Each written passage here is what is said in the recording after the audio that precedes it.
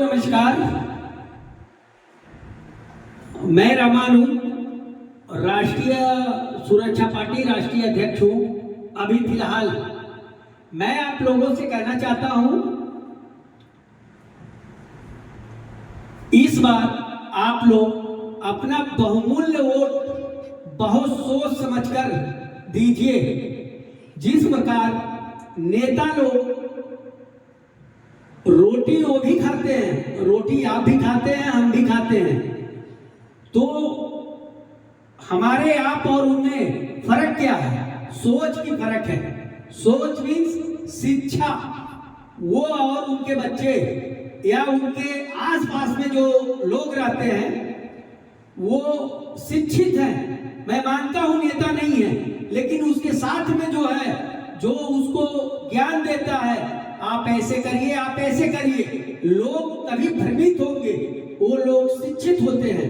तो मैं आप लोगों से ये कहूंगा कि आप लोग अपना बहुमूल्य वोट उसी को दीजिए जो आपके और आपके बच्चों के शिक्षा के बारे में सोचे। शिक्षा से ही आपका भविष्य और देश का भविष्य दोनों बनेगा। इसके अलावा कोई रास्ता नहीं है।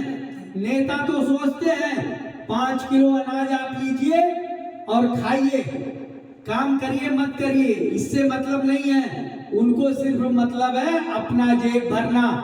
इसके अलावा उनको न देश से मतलब है, न आप से मतलब है।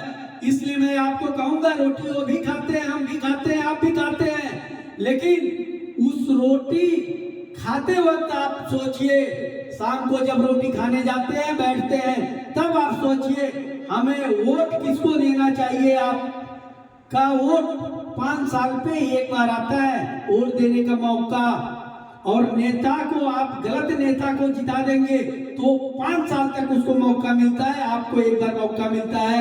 इसलिए मैं कहूंगा इस बार अपना बहुमूल्य वोट बहुत सोच समझ कर दीजिए।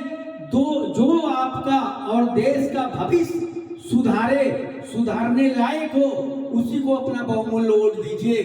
अन्यथा जिस प्रकार आज देश का जीडीपी जितना है, उतना ही देश के ऊपर कर्ज है।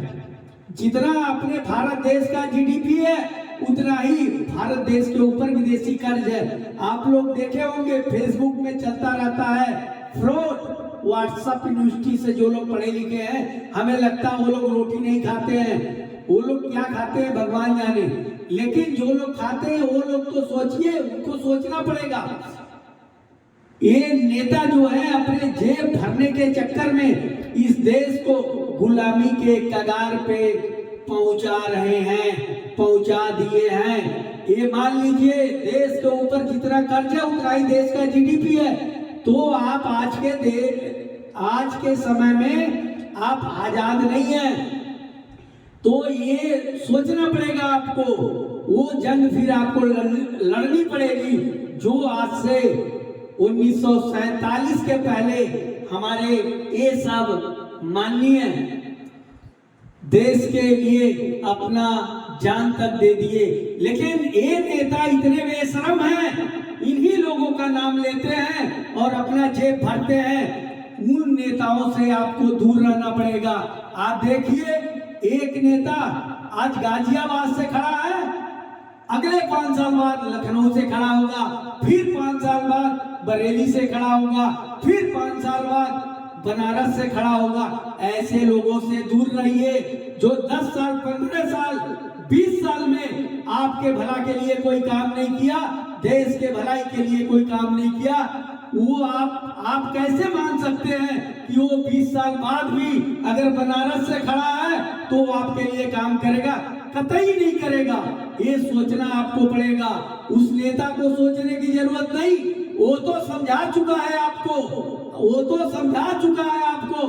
5 किलो अनाज आपको दे रहा है, वो जानता है आपकी वैल्यू सिर्फ 5 किलो अनाज है, सिर्फ 5 किलो अनाज है। आपको वो लकीर को तोड़ना पड़ेगा कि हमें 5 किलो अनाज नहीं चाहिए, हमें शिक्षा चाहिए। जब तक आपको शिक्षा मिलेगा नहीं, जब तक बाबा साहब का संविधान बचेगा नहीं। ये मान लीजिए आप लोग बहुत लोग आते हैं मेरे पास, कहते हैं संविधान बचाना है। संविधान कैसे बचेगा?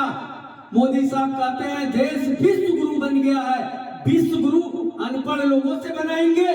कहीं विश्व गुरु नहीं बना है, आप लोगों को धोखा दिया जा रहा है। मैं देश के नेताओं से कहना चाहता हूं, अगर देश विश्व गुरु बन गया है तो आप शिक्षा क्यों नहीं फ्री करते हैं? प्राइवेट संस्थाओं में, प्राइवेट स्कूलों में, प्राइवेट कॉलेजों में आप शिक्षा फ्री करिए। जब देश विश्व गुरु बन गया है तो आपको ये काम करना चाहिए। लेकिन आप जानते हैं ये काम आप लोग कर देंगे तो देश के जो युवा, गरीब परिवार के बच्चे, जो बुजुर्ग हैं वो पढ़े लिखे नहीं हैं, उनके बच्चे भी पढ़ नहीं पाएंगे। इसलिए आप लोग ये सब ढोंग करते हैं। अगर देश को आगे बढ़ाना है, विश्व गुरु बनाना है, सबसे पहला कर्तव्य ही होना चाहिए नेताओं का कि देश में प्राइवेट शिक्षा फ्री करना चाहिए। स्कूल हो या यूनिवर्सिटी हो, हर जगह प्राइवेट में भी शिक्षा आप फ्री करवाइए। मैं हर उस नेता से कहना चाहता हूं और उस जनता से भी कहना चाहता हूं, अपनी हक की लड़ाई तभी आप ले पाओगे इन नेताओं से जब तक आपके बच्चों को शिक्षा नहीं मिलेगा।